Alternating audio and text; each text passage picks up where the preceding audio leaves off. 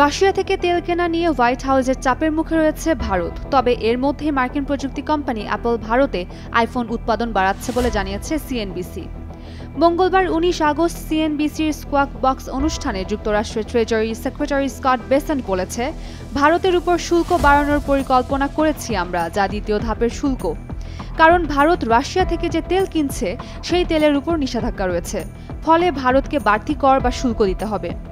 ভারতের বিরুদ্ধে অভিযোগ তুলে বেসেন্ট বলেছেন, ভারত রাশিয়া থেকে কম দামে তেল কিনে তারপর সেই তেল প্রক্রিয়াজাত করে বা সরাসরি অন্য দেশে বিক্রি করে লাভ করছে। বিশেষ করে ইউক্রেন যুদ্ধ চলাকালীন সময়ে এমনটি করছে, যা একেবারে মেনে নেওয়া যায় না। এই মাসের শুরুতে প্রেসিডেন্ট ডোনাল্ড ট্রাম্প ভারতের উপর শুল্ক বাড়িয়ে ৫০% করেছেন। তিনি সতর্ক করে বলেন, সেপ্টেম্বরের মধ্যে ইউক্রেনের সঙ্গে শান্তি চুক্তি না হলে রাশিয়ার বাণিজ্যিক অংশীদারদের উপর দ্বিতীয় দফায় প্রায় ১০০% পর্যন্ত শুল্ক আরোপ করা হবে। এদিকে মার্কিন বাণিজ্য প্রকাশনা ব্লুমবার্গ জানিয়েছে, নতুন আইফোন ১৭ মডেল বাজারে আনার প্রস্তুতির অংশ হিসেবে অ্যাপল ভারতে তাদের ৫টি কারখানায় উৎপাদন বাড়িয়েছে। এর মধ্যে টাটা গ্রুপ এবং ফক্সকন টেকনোলজির নতুন প্ল্যান্টও রয়েছে।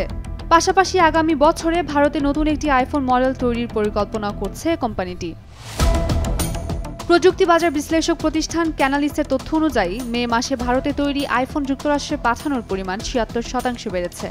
চীন ও যুক্তরাষ্ট্রের বাণিজ্য উত্তেজনা কমাতে অ্যাপল তাদের পণ্য উৎপাদনের বড় অংশ ভারতে স্থানান্তর করেছে।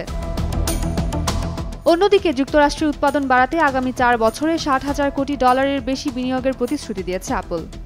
এর অংশ হিসেবে কোম্পানিটি এ মাসে অতিরিক্ত $১০,০০০ কোটি বিনিয়োগ করছে, যার মধ্যে $২৫০ কোটি দেওয়া হয়েছে আইফোনের গ্লাস নির্মাতা কর্নিংকে। সিএনবিসির মতে, যুক্তরাষ্ট্রের বিনিয়োগের এ প্রতিশ্রুতি অ্যাপলকে ভারতের সম্ভাব্য শুল্ক সমস্যার বাইরে রাখতে পারে।